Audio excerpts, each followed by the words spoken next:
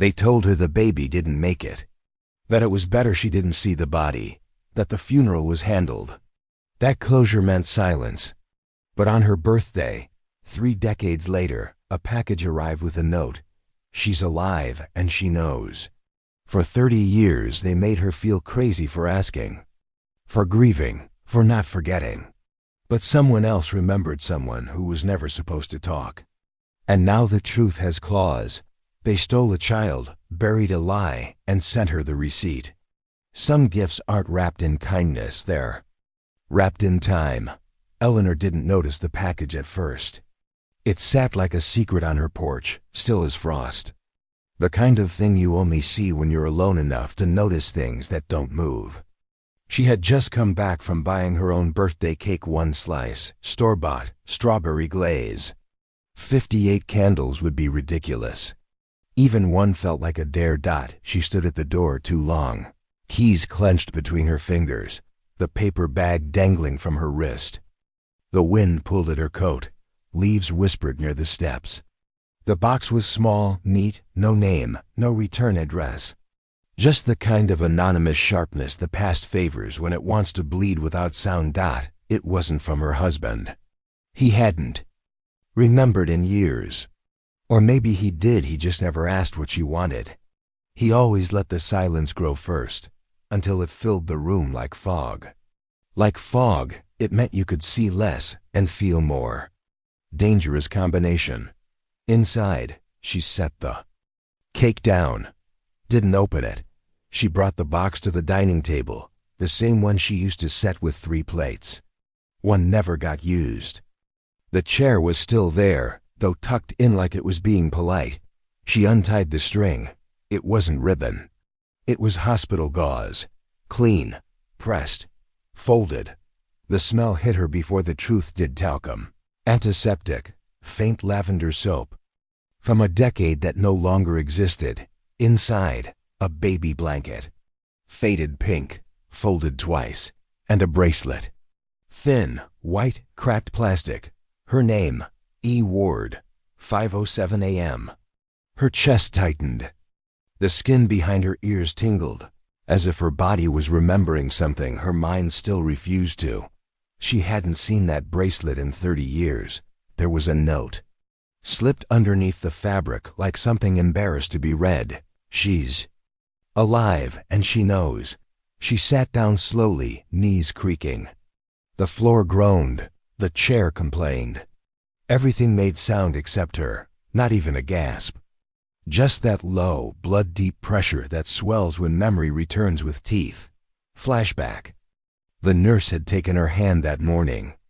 Whispered, "It's better you don't see her." Said something about complications, about mercy, about moving forward. They never showed her the body. She had reached out once, just once, and the nurse had stepped back. Said it wasn't allowed. Said she was bleeding too much to understand what she was asking for. Later, her husband said it was better that way. That they'd try again. That grief was a closed room, and she didn't have to live in it, but she had, quietly, for 30 years. But grief leaves fingerprints on everything, especially silence. The box was closed again, not by her. Just closed. She didn't remember moving. Her hands were cold. The cake sat untouched.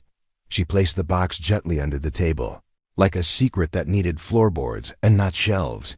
He came home an hour later, coat still damp. He looked at her once then. Passed her. Didn't ask what she'd done today. Didn't ask about the cake. Just placed his keys in the bowl and went upstairs like routine was religion. She followed 10 minutes later, slow. Every step dragged by weight. She couldn't name. Their bedroom still had the drawer. That drawer. She hadn't opened it in 20 years.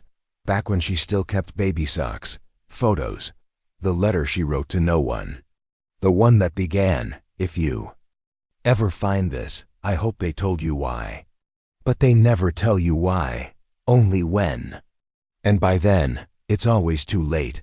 She stood in front of the drawer like it might bite or vanish. Her hand trembled, hovering just above the handle. The air around it felt colder. The mirror caught her reflection and something else. The edge of the box, peeking from under the dining table. She'd forgotten to hide it properly. Her hand moved on its own, grip, pull, wood scraped wood. Inside. Everything waited. The letter, yellowed. Her handwriting crooked from the meds, the booties. One still had the tag, the cassette, no label. Just a black mark ink, maybe, and the photo, the only one she was allowed to keep. A corner, a crib. A shadow where a child should have been. She took the letter out. Read the first line. Couldn't finish. She looked at herself in the mirror again. Something inside her face had changed. Not aged, hardened.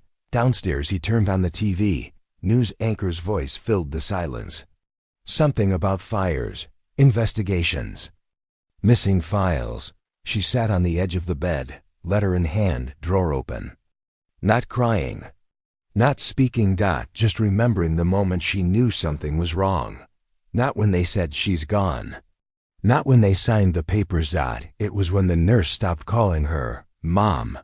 She hadn't opened that drawer in 20 years. Tonight she does. Truth doesn't rot, it waits. The drawer stuck the first time she pulled.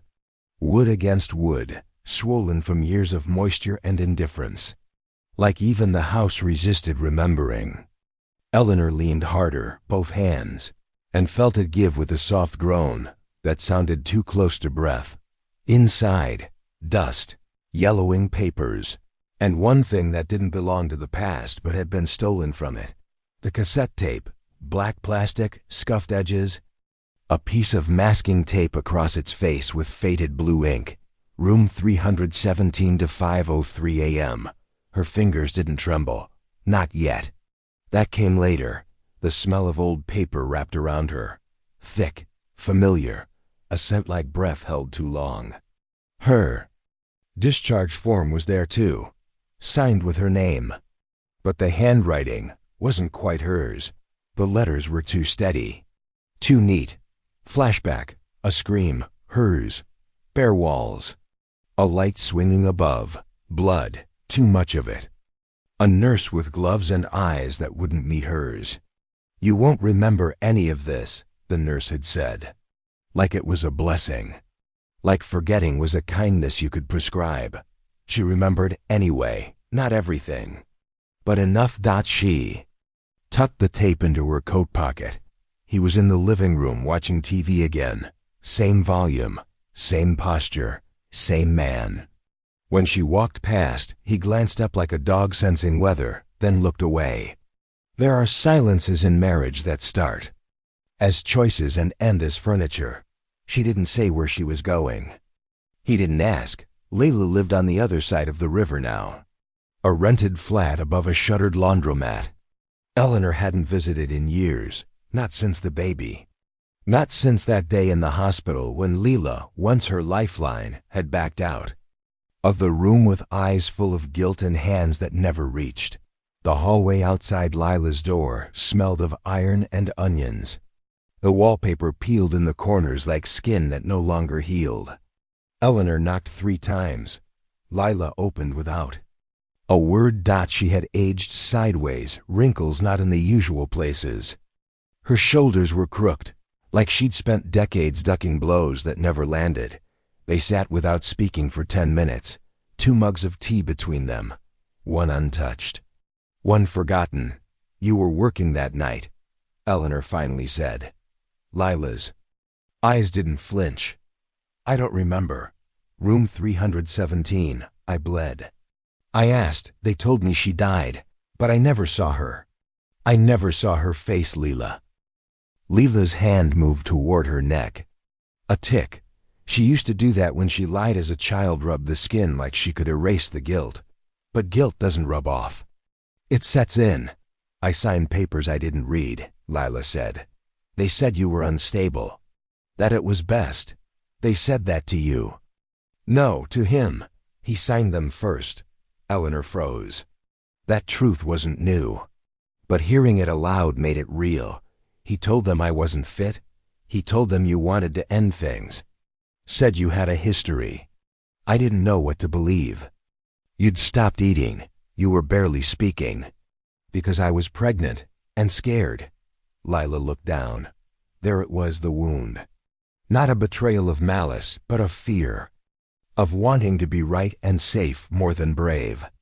She wanted to scream, but rage had nowhere left to go. It had hollowed her already. I found something, Eleanor said, reaching into her coat.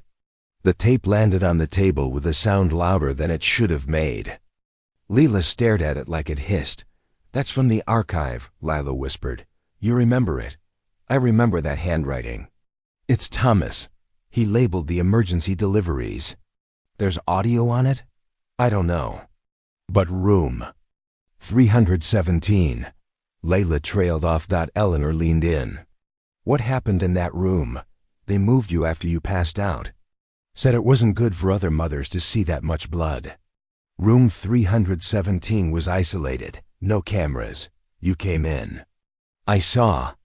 You touched my hand. Then you left. I didn't want to, Elle, but the doctor told me if I stayed, I'd lose my job. I was paying Mom's bills. You didn't have me, Eleanor said, quietly, without anger. Just the ache beneath it. Leela stood up.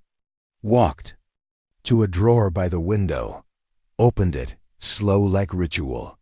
From the back, she took out a small metal key. Not labeled. Old. Worn. She placed it in Eleanor's palm. For what? They used to keep. Extras, boxes of tapes. Things they didn't want in official files. I stole one. Just one. And I made copies. Where? Storage Unit 317. Across from the train station. I rented it under a fake name. You kept it all these years? I thought one day you'd ask. And that I'd still be too much of a coward to speak. Eleanor looked at her sister. Saw not a villain, but a girl who once shared secrets under blankets, who now looked like she hadn't slept in decades. Sometimes the people who fail us aren't the monsters, but the ones who were supposed to love us loudest. She took the key, stood, no hug, no parting line, just shared silence. The kind that means, I see you, but I don't forgive you. Not yet. Outside, the sky looked like a bruise. She walked back home slower than before. The key pressed into her palm the whole way, as if marking her. Inside the house, he was asleep on the couch, one sock off. Mouth slightly open. The man who had held her hand after the birth. Who had brought her flowers. Who had lied. She walked past him without a glance, into the bedroom, into the bathroom. She opened the mirror cabinet and placed the cassette inside. Right next to the sleeping pills. She stared at her reflection for a long time.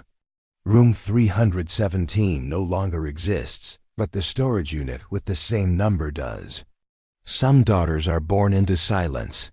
The storage facility looked like a forgotten row of mouths, every unit closed and locked, lips pressed tight around stories no one had asked to hear. Eleanor walked past them like a mourner down a graveyard aisle, her hand tightening around the key Lila had given her. Unit 317 sat at the very end, where the lights flickered and the concrete sweated cold. The lock turned stiff, like it didn't want to give her what waited inside. Inside, the air was different, still, heavy, not dust-heavy, memory-heavy. Cardboard boxes lined the edges. Some collapsed in on themselves, some perfectly intact. On top of one, like it had been placed there recently, sat a VHS tape. No label, just a red sticker with the number 12 written in thick black marker. She took it without thinking. Beneath it, more tapes, all black, all silent. There was no player here, but she had one, in the garage. Her husband had refused to throw it away, said he might digitize old wedding footage one day. He never did. She never asked. She took 3 tapes total. 12, 28, and one that simply read, "Calm room." But calm never means what they say it does in hospitals. Back home, she waited until he left for groceries. He always went around 6 o'clock, always came back with exactly what she didn't need. The TV was off. The blinds closed. The player wheezed as it accepted the tape. Static. Then a timestamp. March 3rd, 1997, 8:14. Eleanor's breath caught. That was after. The footage was shaky. A hallway. Nurses passing. Someone adjusting a camera. Then the frame settled on a dim room. Low lights, soft blue walls. A mobile turning slowly above a crib. In the center, a nurse holding a baby. The child wasn't crying. She was hiccuping. Her arms flailed once, then still. The nurse hummed a lullaby, off-key, familiar, too familiar. Eleanor leaned forward. She'd sung that lullaby once, into her own hands, alone in the bathroom 2 nights before the delivery. She'd thought no one heard, but someone did. The camera zoomed in. The baby's wrist glinted. A white hospital bracelet. The same shape, the same placement, the same size as the one in the box. She paused the tape. Rewound it 5 seconds. Paused again, still too far to read. She felt her hands starting to shake. Not from fear, but from clarity. She hadn't imagined this. She wasn't crazy. For 30 years, they'd let her think she was grieving something that never breathed. But the child had. And someone filmed it. She put in the second tape, different room. No timestamp. Just motion. Nurses again. Talking. One mentioned switching protocols. The audio was low, garbled, but the name Marin surfaced once. A nurse's name? A child? Another voice said, 317's cleared. She won't remember. Get the bracelet off her. Then static. Then black. Then, without warning, 2 seconds of footage.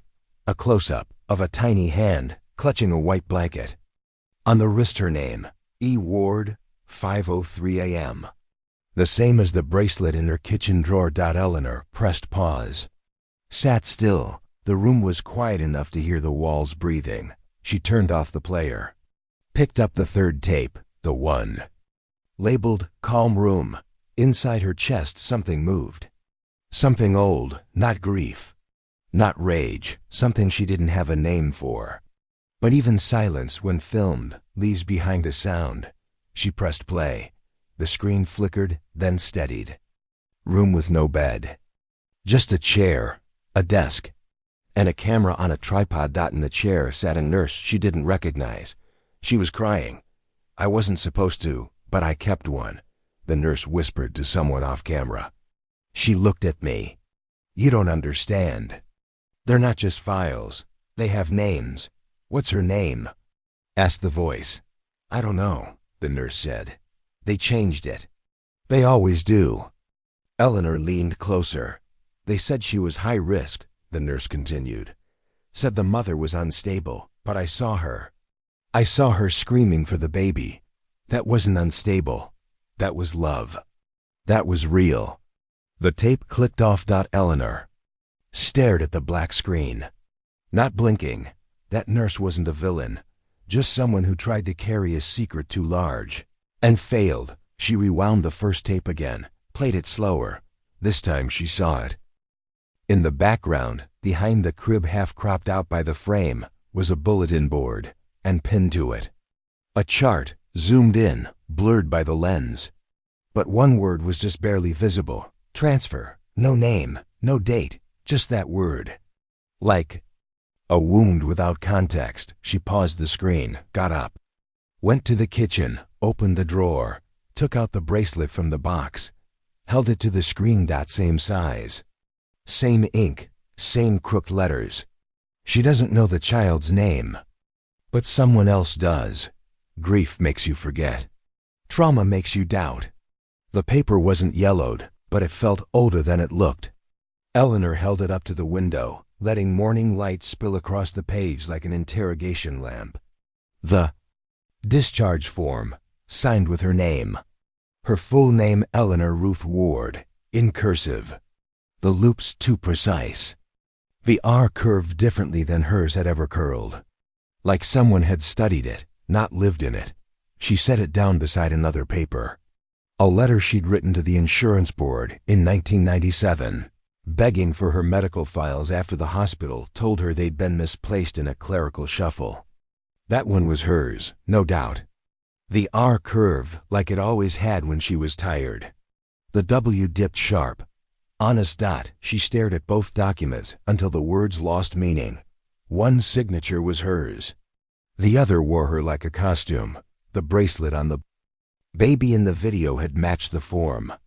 E-ward, 5:03 a.m. The delivery time they'd told her was 4:28, but hospitals don't lie with clocks. They lie with forms. She took a photo of the forged document with her phone, folded the original into her coat pocket, then made the call, a number Lila had. Scrawled on the back of a dry cleaner's receipt, whispering, "I never called her. Couldn't." The phone rang twice before a voice answered. "Hello?" She hesitated. "Is this Marin?" "Yes, who's this?" I think we need to talk. It's about your mother." Silence. Then, "If this is about the fire, I already gave a statement. It's not about the fire. It's about something she carried." Carried? She kept photos of a baby that wasn't hers. Another silence, longer. Then, "How soon can you come?" An hour later, Eleanor stood outside a row home with a broken porch light and plastic flowers taped to the mailbox. Grief disguised as effort. The door opened before she knocked. Marin looked. Nothing like her mother. Taller, sharper, but the eyes tired too early. Like they'd been trained not to hope that. She led Eleanor in without a word. The living room smelled like cinnamon and boxed wine. A couch sagged in the middle. A blanket was draped over a chair, hand-stitched. MD, in tiny cross-stitch at the corner. She didn't make many friends, Marin said. But she always had her little secrets. Eleanor sat slowly. Every bone protested. She kept a box, Marin continued, in her closet. Said if anything ever happened to her, someone might come asking. "And you never did?" "I didn't think the box was about me." Her voice cracked.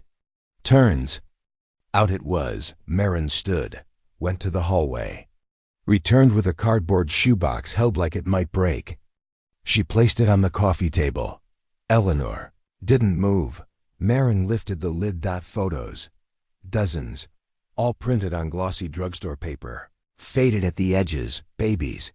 Different ones, crying, sleeping. A few smiling but most not. Each with a sticker. On the back, initials and dates. And one in the middle. Wrapped in a faded pink blanket. Eleanor didn't recognize the face, but she recognized the bracelet. Room 317, March 3rd. Marin nodded. She said that was the one she kept. Not physically, but mentally. Said the baby didn't cry the way others did. Just stared, quiet, like she already knew something was wrong. "She told you that?" "She told me too much." Marin sat. She said the mothers were sedated.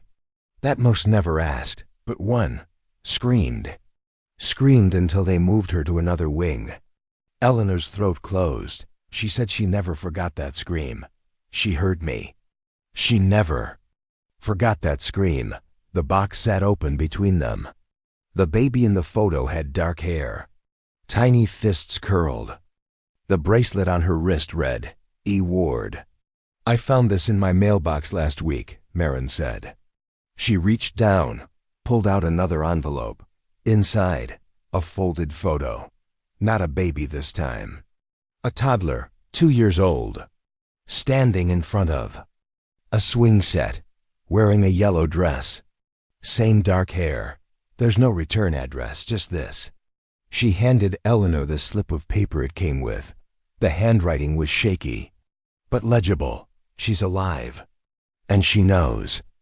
Some confessions are whispered too late and still arrive right on time. Eleanor stared at the paper, then back at Marin. "Do you know who sent it?" "No."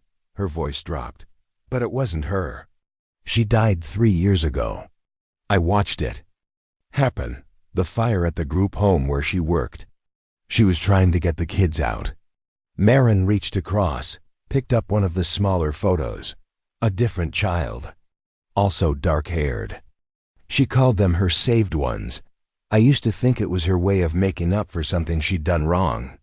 I didn't realize it was literal. Eleanor looked at her. For the first time, really looked. You said she never told you this was about you. Why? Because I'm not, Marin said. I'm not the child she stole. I'm the one she adopted, after. You're not the baby in the video? No, but I saw that baby's face every year on my mother's dresser. I saw her more than I saw myself. Eleanor leaned back. So. The package hadn't come from Marin, but from someone who still had access to her mother's things. Or someone who knew. She wrote your name on the inside of her last journal, Marin said. First page. No context. Just, Eleanor Ward deserves the truth. Beat of silence stretched.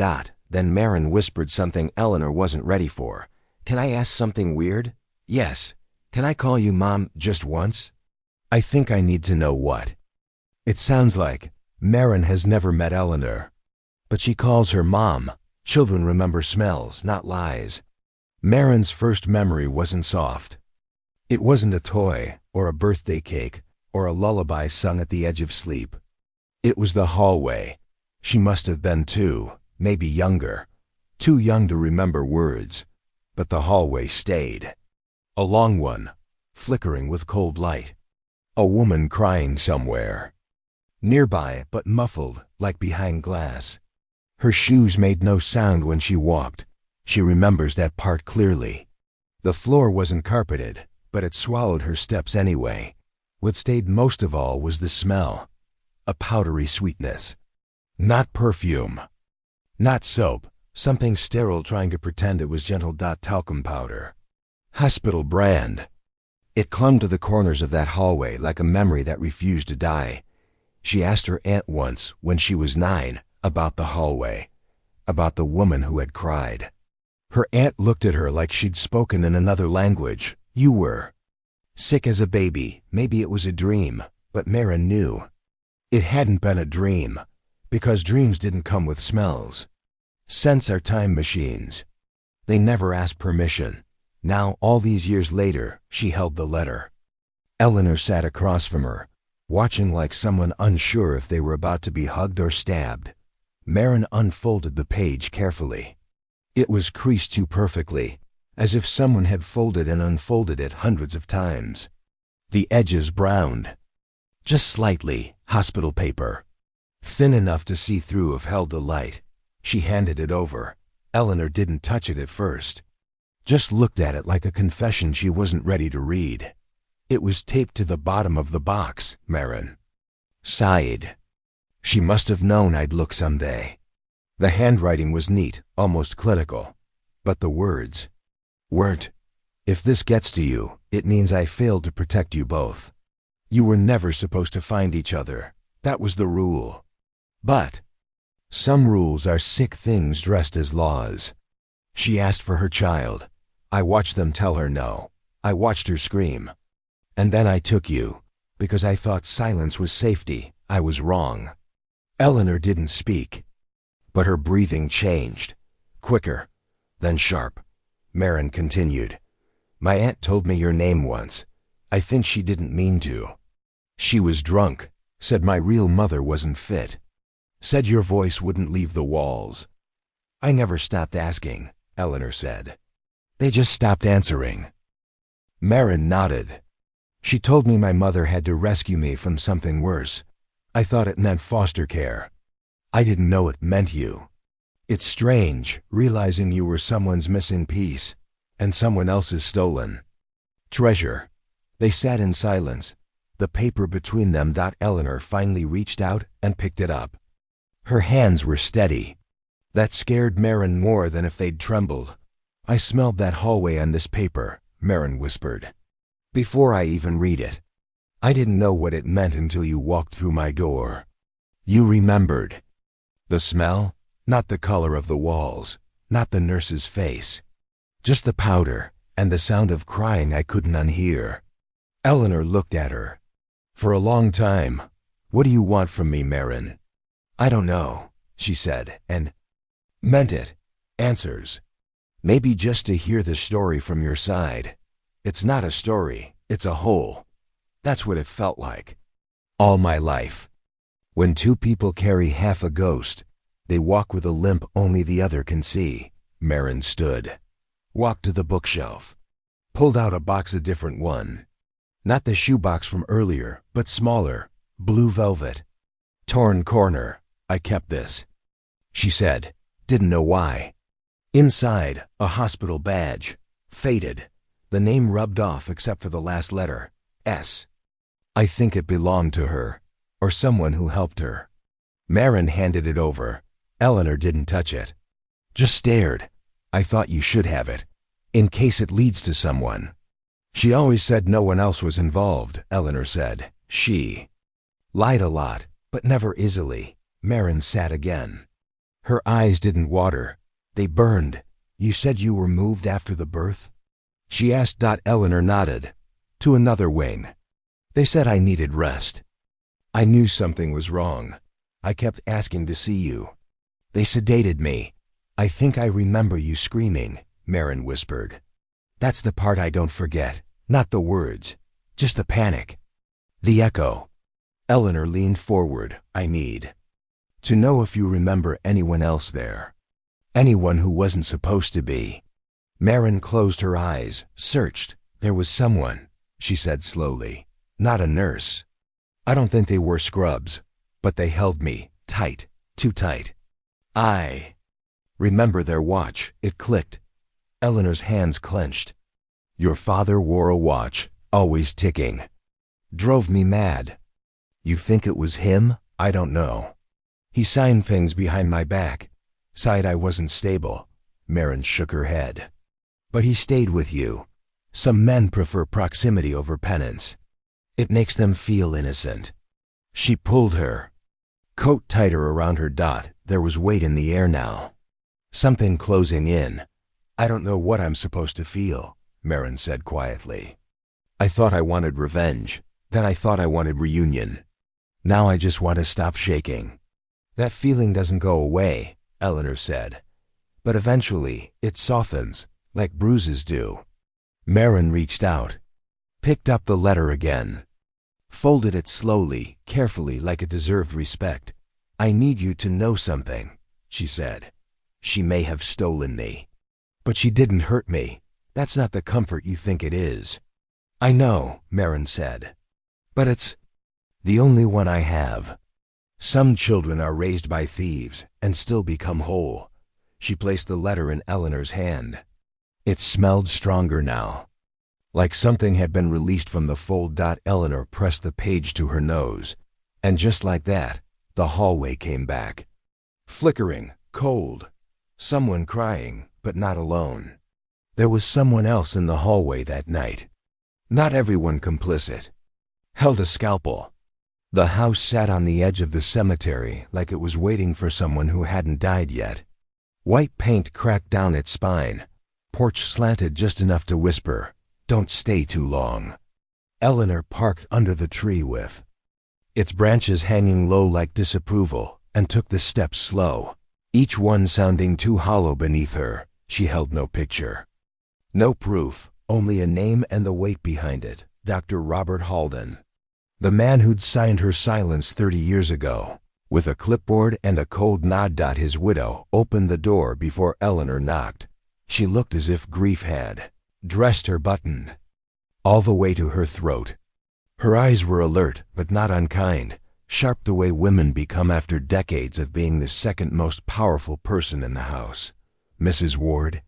she asked. Eleanor nodded. "You don't know me, but I know," the widow said. "You're not the first." Eleanor blinked. "But maybe," the woman added, "you'll be the last." She stepped aside. The floor creaked in a pattern that felt too rehearsed. The hallway was lined with family portraits, but none past the 90s. The last photo was of the doctor, standing beside a white crib, smiling too wide. No baby inside it. Sometimes the most damning picture is the one that's missing a subject. They sat at the kitchen table. A chipped teacup rested before Eleanor, empty. It had a faint ring inside, like someone had once meant to clean it and then decided not to. I don't pretend he was innocent, the widow said. He was careful, not kind. He always said it was better not to get attached to outcomes. Eleanor laid the papers on the table, the discharge form, the forged signature, the cassette label. I need to know, she said. Why me? The woman looked at the papers like they were recipes she hadn't used in years. He didn't tell me much. But I remember the names that lingered after his meetings. Yours did, repeatedly. Eleanor's throat tightened. Why? You made noise, she said. Before the birth, complaints, domestic reports, emotional volatility. In his words, not mine, an unstable maternal subject with a history of non-compliance. I asked for help. And that, Mrs. Ward, was your crime. In some rooms, asking for help is louder than screaming. The widow stood, walked to a drawer Eleanor hadn't noticed, pulled out a thin leather-bound journal. The cover cracked when she opened it. He never let me read this while he was alive. But he left it in plain sight the year before he died, like he wanted it found. She flipped to a dog-eared page, ran her finger down a line of names, unrecorded deliveries. 1991 to 1999. Eleanor read the names. Most were first names only, but hers was there. Full dot beside it. 317. Transfer successful. Subject flagged. Partner compliant. Compliant? Eleanor whispered. It means he signed something, the widow said. Something that gave the hospital full custody, temporarily. It was supposed to protect the child and the hospital. She felt it in her bones, then not a lie, a contract. A wound paper-clipped to law. I never knew what he did with the babies, the woman continued. He said they went to better homes, hand-selected families. Families who paid to skip the line. Paid? Eleanor asked. Paid him? No, not directly. Through endowments, donations, building wings, naming rights. They didn't buy babies. They bought futures. And the mothers? Forgotten, erased, labeled hysterical, unreliable, drugged. It worked better if they stayed quiet. And it always worked. Eleanor stared down at the journal. Her name on a page like it was an entry on a dinner guest list. Why did he keep it? She asked. Why not burn it? Because some men, the widow said softly, don't want to be forgiven. They want to be understood, even when the truth ruins them. She reached into the back of the journal and pulled out a folded piece of paper. He wrote this before he died, she said. I think he wanted you to have it. Eleanor unfolded it slowly. The paper was thin. A single line written in ink. That had started to bleed. She didn't cry. She watched me. I think she knew. Eleanor didn't speak. Her hands trembled not from fear, but from the weight of all the noise that had been kept from her. The widow placed a hand over hers. I stayed with him, she said, not because I loved him, but because I was too tired to start over. I told myself I wasn't involved. But I knew. I knew what it meant when he came home early and wouldn't let me ask questions. Not all monsters have claws. Some wear wedding bands and whisper bedtime stories. I'm sorry, the woman said. I don't expect it to mean anything. But I am. Eleanor nodded. It did mean something. Not forgiveness, not absolution, but recognition. She stood slowly, tucked the paper into her coat. The journal stayed. The names were not hers to carry. I have one more question, she said. The widow tilted her head. Did he ever mention where the babies went? Not exactly. But one thing stuck with me. What? He said, the real gift isn't giving them away. It's who they came from. The words hit like cold glass. Eleanor turned toward the door, paused. You could have told someone, she said. I know, the woman whispered. But we only become brave when it's too late to matter. Silence protects the guilty long enough to bury the innocent. Outside, the wind had picked up. The tree's shadow reached longer across the driveway. She opened the car door, sat down, and stared through the windshield at nothing. She clutched the paper in her lap, folded once, one sentence dot and every lie beneath it. The husband knew. He chose silence, and still does. What if the past lives here too? The porch light flickered twice before Eleanor twisted the knob. Not burned out, just old. Like everything else in this house. The step creaked like it always. Head second from the left, and for once she didn't wince at the sound. Let it speak. Behind her, Maren stood still, suitcase in hand. Eleanor had called it a visit. A short stay. A favor for an old friend's daughter. But both of them knew this wasn't a visit. This was a quiet reopening of a wound no one had ever stitched. "Come on in," Eleanor said. Her voice felt thin in her throat. Maren stepped over the threshold like it might bite her. She didn't look around yet. Just stood inside the door, letting the air touch her. Old wood, cinnamon from the candle Eleanor lit for pretense, and something else faint but distinct. The kind of smell you don't describe out loud. Like aged silence. Then the dog cried, not barked, not growled. A long, strange whimpering. Sound that started in the hallway and curled its way toward them. The dog padded into view. Old, trembling, but alert. He looked up at Maren and whimpered again. Head tilted, tail unmoving. "He doesn't do that," Eleanor said. He's usually quiet." Maren bent slightly. Held out her hand. The dog stepped forward, slowly, sniffed, then rested his chin on her wrist. Then he backed away. Like recognition had startled him. "He remembers something I don't," she said. "Even animals remember what we bury, especially if they saw the hole get dug." From the kitchen, footsteps. Eleanor's husband walked into the room, half glasses on, holding the mail. He stopped when he saw Maren, a beat too long. His eyes landed on her face, then quickly lowered. "This is Maren," Eleanor said. "Daughter of a friend from the hospital. She's visiting." He didn't nod, didn't speak. Just moved to the counter and set the mail down without looking at either of them. A flick of the wrist, a sigh through his nose. Small, sharp gestures of avoidance. "She be in the guest room," Eleanor added. Still no response.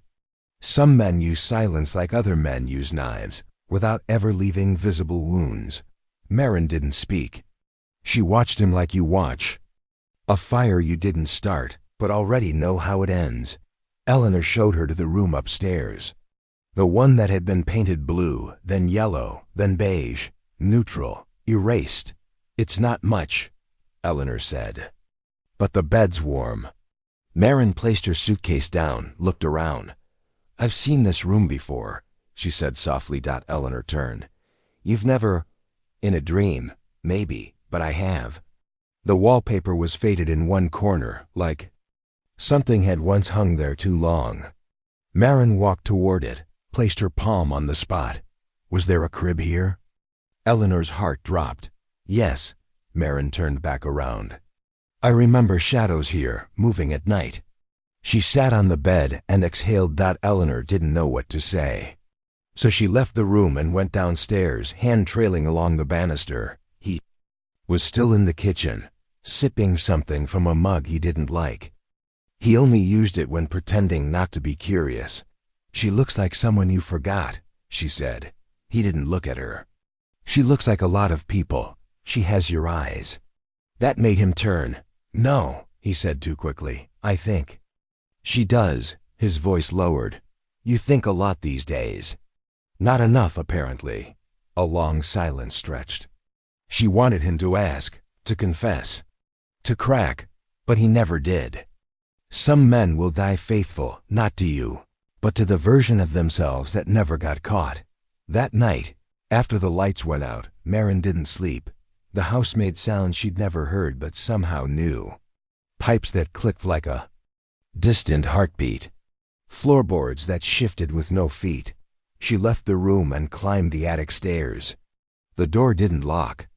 It never had. The attic was cold. dusty, boxes lined, the edges like forgotten names. She opened one.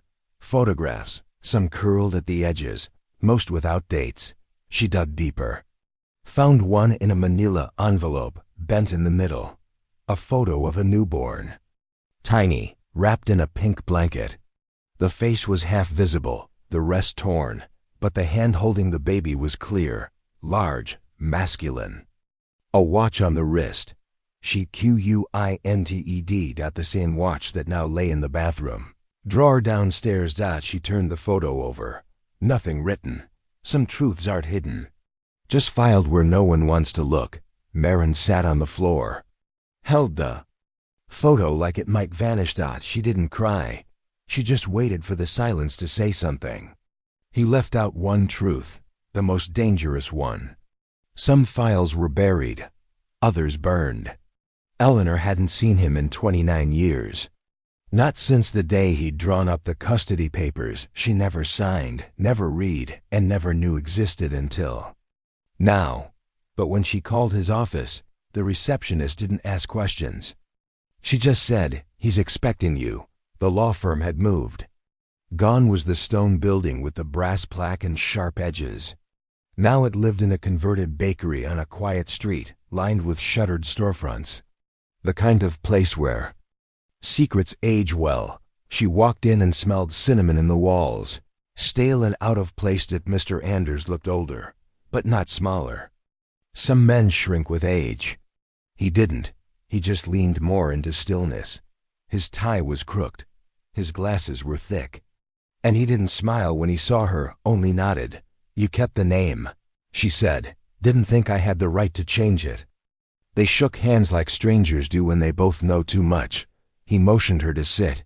She did, slowly. Her knees cracked. His did too.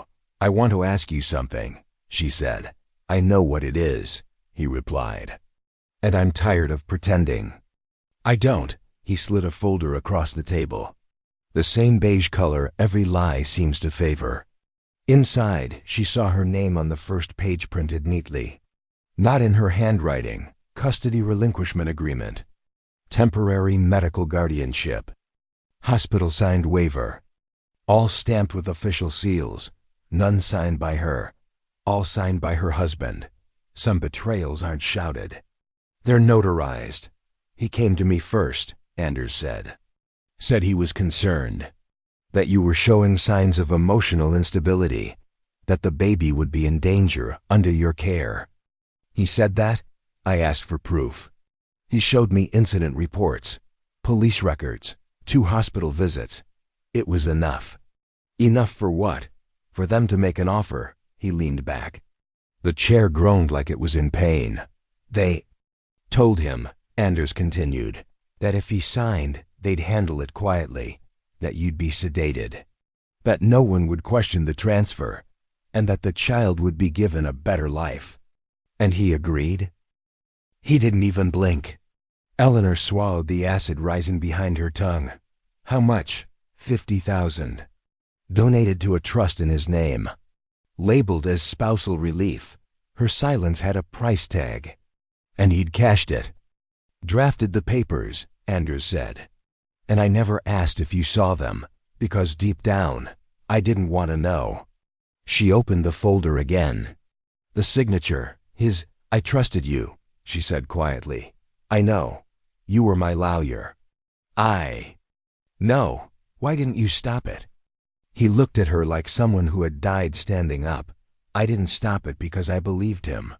Because I'd seen men like him steady, calm, confident. And I'd seen women like you, angry, loud, and I assumed the worst. She wanted to throw the folder at him.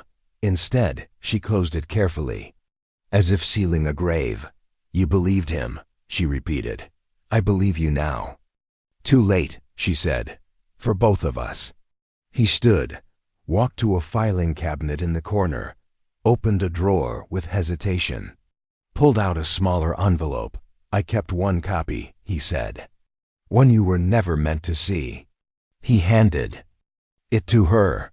Inside, a memo. Subject flagged, potential instability. Consent deemed implied under emergency condition. Partner granted override access. Custody transfer permitted under code 43-B. No signature. Just initials. Code 43B? She asked. Emergency extraction clause, usually used for dangerous births. But they'd begun expanding it, especially when the partner cooperated. Cooperated? Anders nodded. Eleanor felt the room spin not fast, but deep. Like sinking, I thought, he said. You should know what your silence bought. It didn't buy me anything. It bought her 30 years with someone who didn't deserve her. He reached for something on the shelf. A small cassette. Tape in a plastic case. Unlabeled. What's that? Office recording. I used to record consultations. It's from the day he signed. She stared at it. I haven't listened in decades, he added. Couldn't.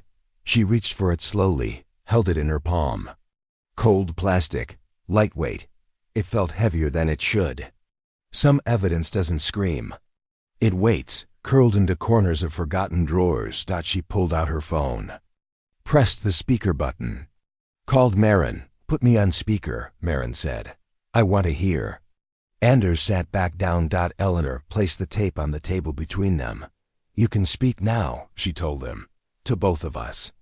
Anders exhaled. Long and hollow. Your father, he said into the speaker, came to me with a lie. One dressed in logic, wrapped in worry. He said your mother couldn't be trusted.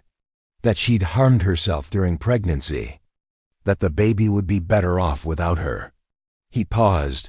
I helped him bury you. Maren didn't speak. Eleanor didn't either. Anders' voice cracked. I've written a statement, he said. I'll testify.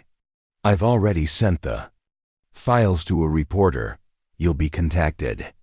The air in the room grew still. You'll be in the news, he added. Maren finally spoke. Good, Anders turned to Eleanor. I won't ask for forgiveness. You wouldn't get it, she said. I know. But you can watch. Watch? When the world hears what you buried. When they realize what kind of men were trusted with pens. You can't undo a lie. But you can broadcast it. Eleanor stood. She left the envelope. Took the tape. Outside, the air was colder. Her fingers shook. Not from fear. From clarity. The kind that leaves bruises behind your ribs. She looked down at her phone. Maren was still.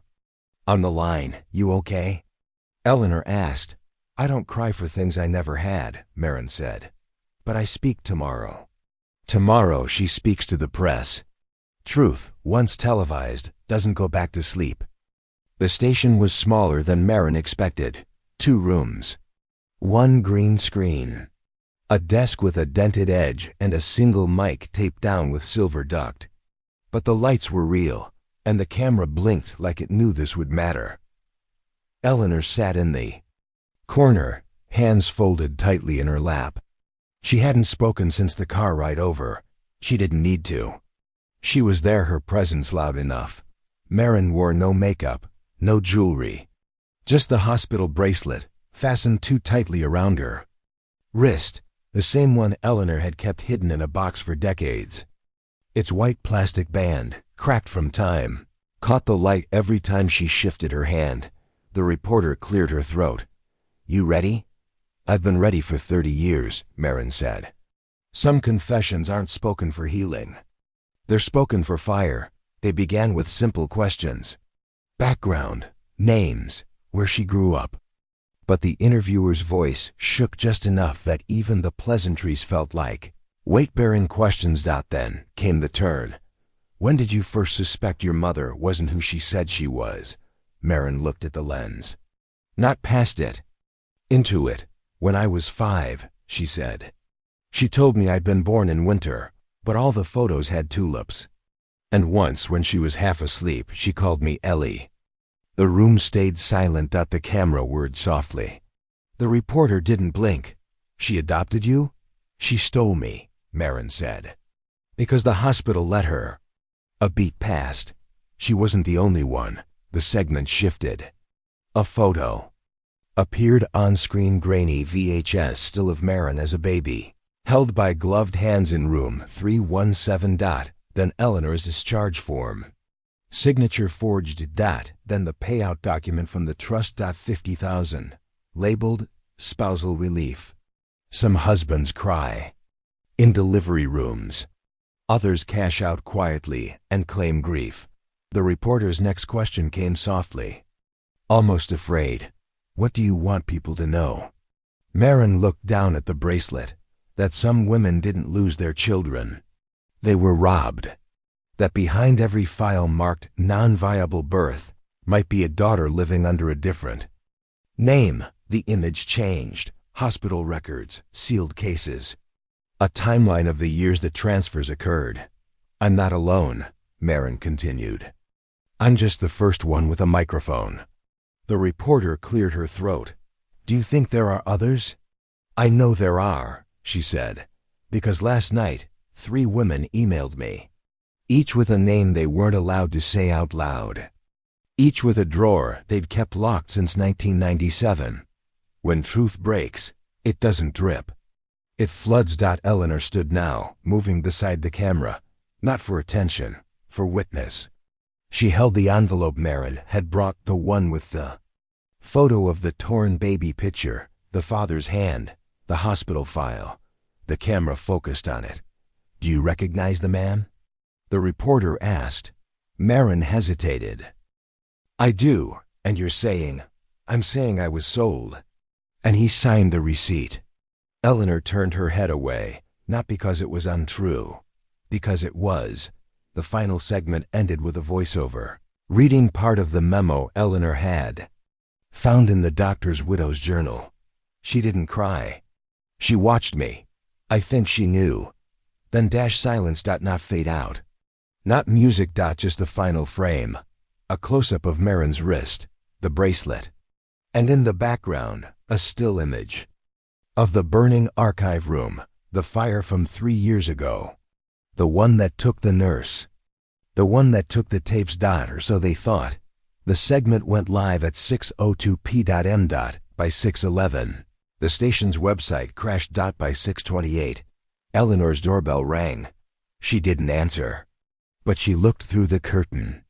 A woman stood on the porch, her hands shaking, holding an envelope. Eleanor opened the door. The woman didn't speak. She just handed her the envelope and left. Inside, a photo, a baby. Different than Marin, different bracelet. Same blanket. Same nurse. Different year. She turned the photo over. 3 words, handwritten. She asked first. You never forget the first lie you chose not to question. Eleanor sat down slowly. Her hands were shaking, but not from fear. From momentum. The phone rang. She let it. It rang again. She answered on the third. The voice on the other end didn't say their name, just one sentence. I saw that nurse, in 95, with my baby. Someone else calls, says they saw the same nurse with another baby. Closure isn't peace, it's proof. Eleanor stood at the edge of the cemetery, gloves in hand, wind tugging at her coat like a question. Less than 40 years ago, she had laid herself buried under a story she never wrote. Today, she demanded the truth. Retention aside, some stones mark beginnings, not endings. The exhumation team arrived before dawn. 3 men in orange vests. Shovels and trowels lined up like surgical tools. Eleanor watched from a folding chair, sunlight bleeding over her shoulder as if hesitant to witness. The ground was soft where the grave lay, grass trimmed too neatly, the headstone polished so it reflected her face back at her. She crossed her arms. The earth smelled of wet clay and old secrets. The foreman knelt, brushing away moss. He paused, examined the stone, looked up at Eleanor. You sure you want this? She nodded. He flipped the marker aside, a slate square that read, Infantry Ward, March 3, 1997. Beneath, a dove etched in shallow relief. Fairy tale graves. The foreman muttered, pretty cover. Eleanor didn't flinch. She folded her hands tighter. The men unfastened the metal plate, lifted the stone, and began to dig. Each shovelful sent soil flying like a confession. 2 feet down, they hit wood, a coffin lid. White, simple, unadorned, they pried it open. Silence fell. Inside, nothing. No remains, no cloth, nails intact, just empty air. Retention aside, some coffins hold ghosts, not bodies. Eleanor closed her eyes, felt the wind press against her heart. The foreman whispered, "Decorative, no one buried here." She opened. Her eyes, they glistened. "Then where?" He shook his head. "I don't know. This was never a grave, just a spot someone thought might look like one. A grave meant to hide lies instead of bodies." Her legs gave. She took a seat on the overturned headstone. A lawyer from the class action lawsuit stepped forward. 6 mothers, now bound by the same empty ground. One held a small box, inside, a single baby shoe. Leather, scuffed, held together by stitches that had never frayed. It smelled faintly of earth. The woman knelt and offered the shoe to Eleanor. "It's mine," she said. "But it fits every one of us." Eleanor lifted the shoe. It was tiny, smaller than she remembered. She held it up to her own foot. It slid snugly over her toes. A child's foot in her body's echo. She pressed her palm against its sole. The stitches dug lightly. "You see?" the lawyer said. "Proof isn't bones. It's what doesn't change." Eleanor's chest ached. She blinked until the tears blurred the horizon. She had spent her life outrunning this moment. Now it ran toward her in a Lilliputian shoe. She stood, trembling. Pride had grown in her like a fortress. Now it crumbled. One by one, the other women laid shoes, a pacifier, a blanket ribbon on the stone. Each object carried a name no longer allowed to speak. When the stolen return. "They bring evidence." Eleanor looked up at the blank coffin. "This ends," she said, voice raw. "I want everyone who ordered these graves held to account." The foreman watched her. He removed his hard hat, ran a hand through silver hair. "Lady, I've buried my own boy once. Told the church it was a stillbirth. They found him alive 48 hours later. But the hospital record said otherwise." He leaned close. "I didn't tell anyone. I was scared. The law was thick as oak. And poor men like me, we break first." She saw his eyes, how he still blamed himself. Antagonist aside, some keep silent to protect themselves, not the guilty. Eleanor touched his arm, a gesture of understanding that burned her palm. "Thank you," she whispered. "Now we'll do it together." He stood, saluted with his cap, then raised his shovel to signal the crew. They refilled the grave hole, scattering dirt like ashes across the plate before replacing the stone. Never mind the ritual, they left the headstone askew, a crooked testimony. News vans rolled in. Cameras clicked. Reporters crowded. Euphoric mothers clutched evidence. Community gathered round a spectacle of shattered trust. A local official approached Eleanor, briefcase in hand. "We're prepared to offer each family a settlement," he said, voice rehearsed. "To avoid litigation." Eleanor reached for the papers. He held them out. She tore the first sheet in half, then another.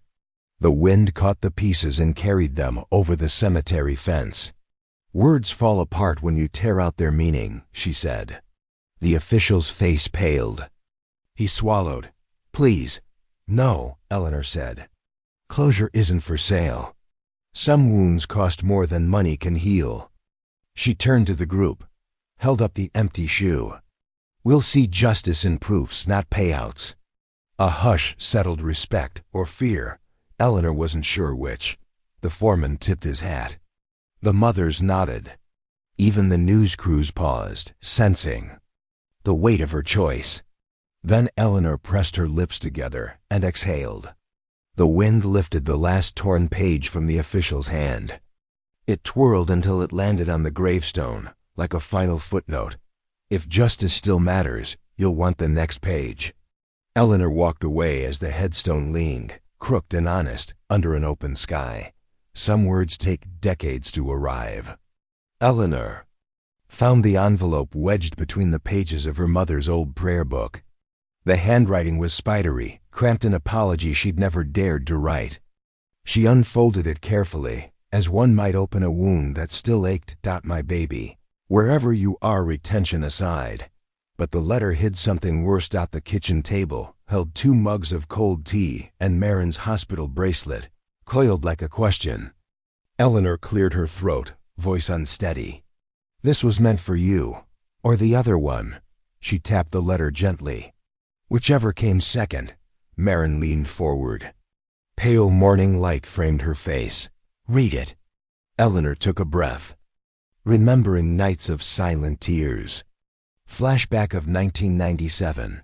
A white corridor, her footsteps echoing as she demanded to see her child. No answer but a closed door. Silence has a sound all its own. She began to read. I held you once, a breath away from forever. They told me you'd never be mine, that you were gone. I watched your mother's face turn to stone when I said her name. I tried to be brave. But bravery is a thin cloak over fear. I am sorry for taking you from her. I am sorry for hiding you in my arms. I am sorry for the nights I prayed you would forget my face. If you ever read this, know I loved you enough to steal you. And I pray you forgive me. Marin's eyes brimmed. Eleanor's voice broke on. I loved you enough. Retention aside, even apologies can carry ghosts. Eleanor folded the letter into her palm. The paper smelled faintly of talcum powder hospital scent that transported them both back to that cold hallway. Marin closed her eyes. Who wrote this? I think it was her. Eleanor indicated the prayer book. A woman who lost more than she could bear. They sat in silence, the letter between them like a lifeline. Some confessions are saved for after the confessioner dies. Marin reached out, traced the words with her fingertip. Turn this into something else, she whispered. Let the world hear her voice. Eleanor nodded. They moved to the living room. The computer waited like a blank stage. Marin held the letter to the webcam, and Eleanor tapped record. The camera captured Eleanor's trembling lips as she read the apology again, this time into a microphone. Into the void. Truth, once spoken, demands an audience. Marin edited the footage. Cuts to the letter. Close-ups of tear-stained lines, interlaced with Marin's trembling hand and the coiled bracelet. They added soft piano and Eleanor's voiceover, every word measured, every pause gut-wrenching. By dusk, they posted it. A letter from the nurse who saved one baby and stole another. They waited. At midnight, the views ticked past 10,000. By dawn, 1,000,000. Comments poured in. This is my story too. I have her bracelet. I saw that nurse in '98 holding a baby just like mine. Another girl reached out.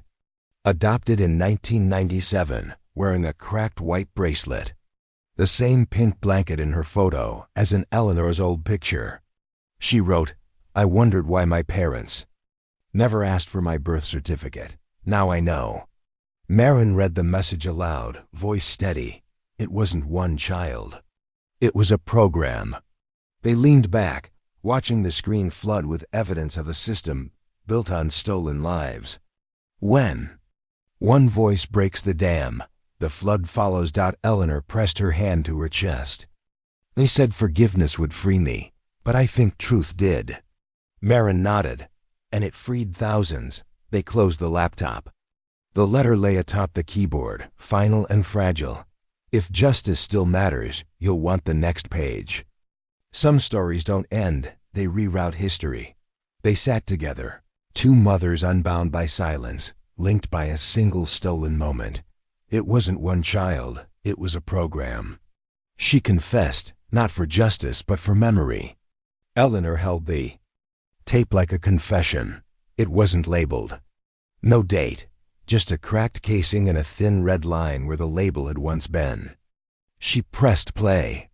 The recorder clicked, then hissed. A woman's breath, shaking. "I never meant to hide them all," the nurse began, voice low. "But fear has its own gravity. Retention aside, some truths surface only when guilt can't stay buried." Marin sat beside her, wrist bracelet clinking. The room darkened as dawn slipped away. Eleanor adjusted the volume. The nurse's voice grew clear. "I poured my soul into each lullaby," she said. "Watched them slip through my fingers while I bandaged their wounds. They called me savior, but I was denial's accomplice. A savior who abandoned more than she rescued." Eleanor leaned forward. The tape warped in places, scratchy. "I couldn't save them all," the nurse continued. "But I saved one." She named the hospital wing. The date, March 4th, 1997, room 317. I slipped her into the recovery roster, changed her name on records. I memorized her face every night before I slept. Marin's eyes glistened. Eleanor's hand closed around her sister's. They both heard. "If memory is the only proof we can't erase," the nurse paused. Then spoke names titles, not full names. A senator, a church official, a judge, a philanthropist. A list of those who funded the adoption initiative. "They thought it was salvation," she said. "A way to cleanse the mistakes of mothers deemed unfit. They didn't see bodies, they saw donations. Blood money never rinses clean." Eleanor closed her eyes. She remembered the bracelets, the tapes, the empty graves. Each a heartbeat stolen. The pcha. Nurse's voice cracked. "They said my career would end if I spoke," she whispered. "I dreamed of keys turning in locks, of being found out. But running from truth is no shield. Retention aside, some dreams carry the weight of nightmares." Eleanor swallowed. "Thought.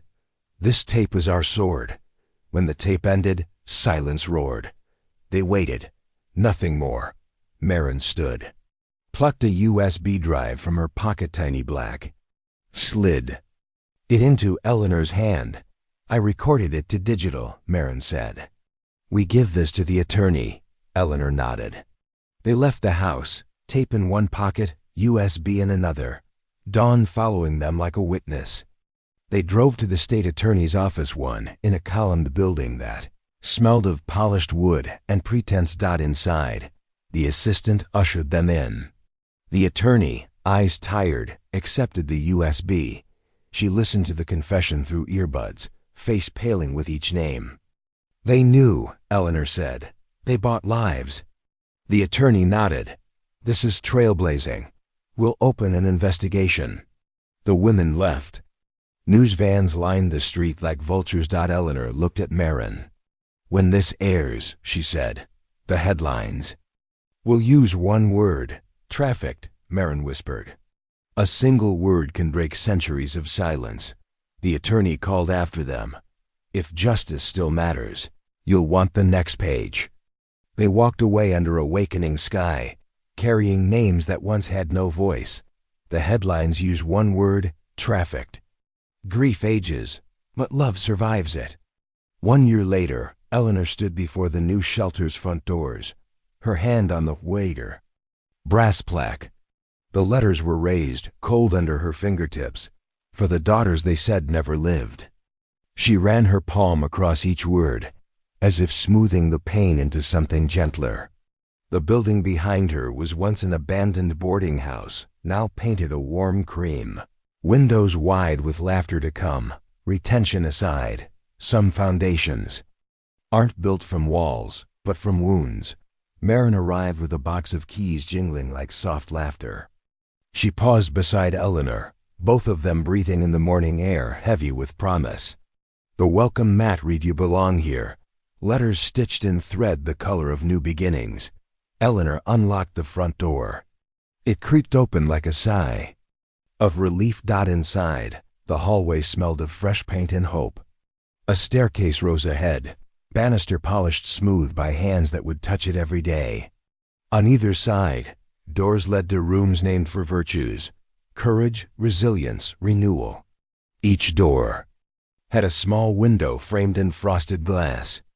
In this house, Every knock would carry someone's buried story. They walked in silence, letting their footsteps echo.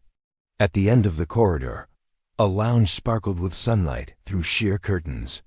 A table held bowls of fruit and coffee mugs, waiting to be filled. A few homeless women trickled in, eyes wary, hands holding threadbare coats. Eleanor greeted each, a touch on the arm, a smile held steady. Marin handed out blankets, careful not to look like charity, but like kinship. Retention aside, charitable acts can feel like obligations here. They felt like homecoming. After the last woman settled into an armchair, Eleanor and Marin retreated to the small office at the back. Shelves lined with binders bore labels, client histories, legal aid, medical referrals. A single locket rested on the desk, a tiny silver heart engraved "Iam." Marin lifted it gently, turning it over. A locket can trap memory as tightly as a photograph.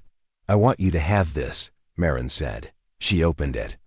Inside, two initials, M and E. One side held a faded photo of Marin as a child. The other, a blank oval waiting for Eleanor's image. Eleanor's.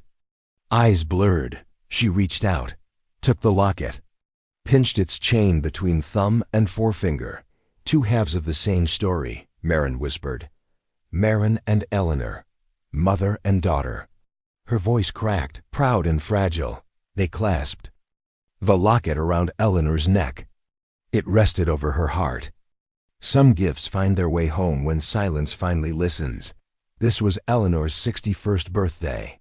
Last year, she'd sat alone with a sad cake in a dusty drawer. Today, the lounge filled with chatter, children coloring, women knitting.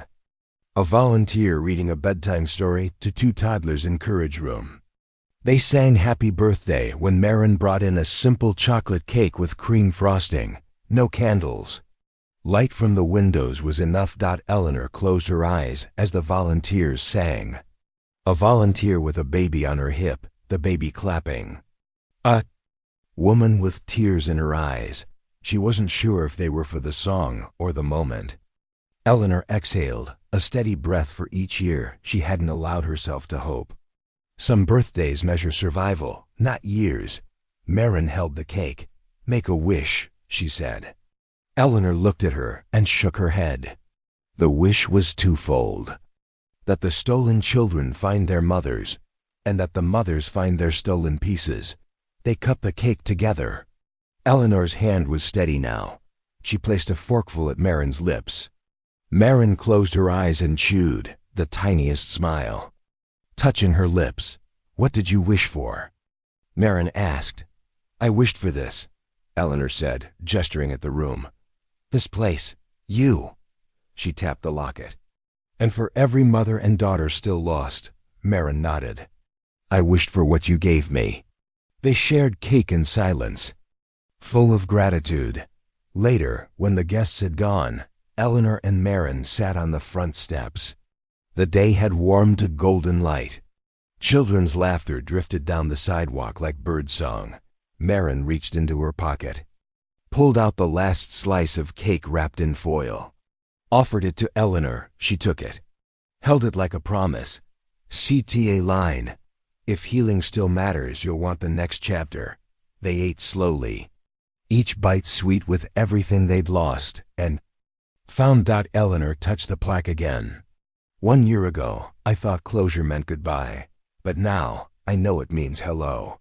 Marin leaned her head on Eleanor's shoulder. "Grief ages," she said, voice soft, "but love survives it."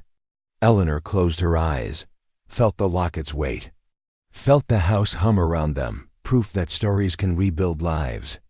"This time the gift stays,"